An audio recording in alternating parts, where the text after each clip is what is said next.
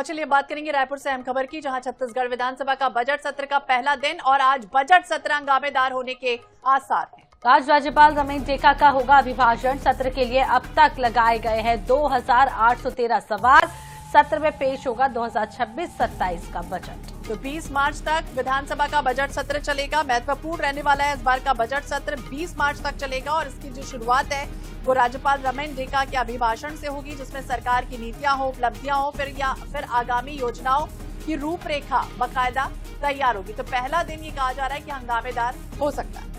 तो आपको बता दें कि आज हंगामेदार होने के आसार हैं और राज्यपाल रमेश डेका का अभिभाषण होगा। इससे शुरुआत होगी। 2813 सवाल जो है वो लगाए गए हैं। आपको बता दें कि ऑनलाइन ये सवाल पहले ही लगाए गए हैं, जिसमें पक्ष और विपक्ष दोनों के सवाल शामिल हैं।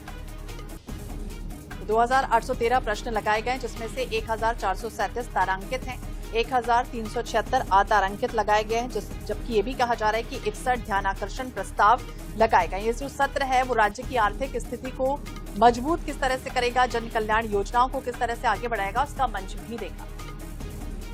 ज्यादा जानकारी के लिए लगातार हमारे सहयोगी विशेष संवाददाता गौरव शर्मा हमारे साथ जुड़े हुए हैं। गौरव, किस तरह का ये सत्र हो सकता है? हंगामेदार होने के भी आसार फिलहाल दिख रहे हैं।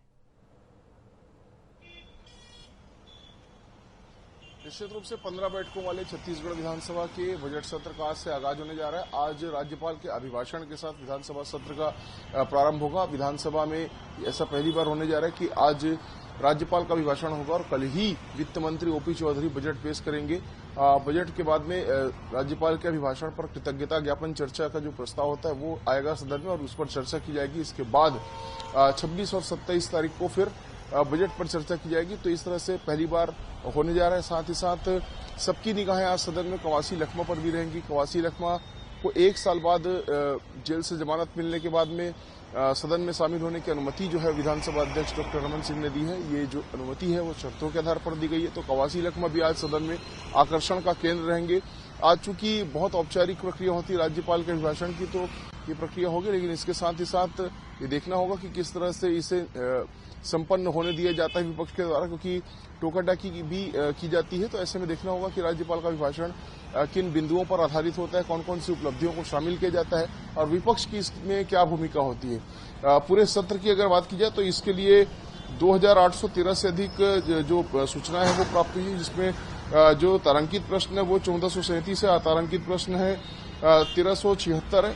ध्यानाकर्षण की भी 61 सूचनाएं प्राप्त हुई। तो कुल मिलाकर विधायकों ने प्रदेश के जो ज्वलंत मुद्दे हैं उस पर चाहे प्रश्न हो चाहे ध्यानाकर्षण हो, इनके माध्यम से अपनी सूचनाएं प्रेषित की हैं। विपक्ष की कोशिश होगी कि हर दिन एक स्थगन के माध्यम से भी सरकार का ध्यान विभिन्न मुद्दों पर केंद्रित किया जाए, सरकार से जवाब मांगा जाए। तो विपक्ष की अपनी रणनीति, सत्ता पक्ष की अपनी रणनीति है। सत्ता पक्ष की निश्चित रूप से ये कोशिश होगी कि जो डबल इंजन सरकार की उपलब्धियां उसको सदन के माध्यम से जनता के समक्ष रखा जाए। तो इन तमाम विषयों पर चर्चाएं भी होगी और इसी दौरान गतिरोध की स्थिति भी निर्मित होगी। तो देखना होगा क्या कुछ आज सदन की कार्यवाही में होता है। बने रहिएगा गौरव हमारे साथ, अगली खबर में भी अपडेट लेंगे।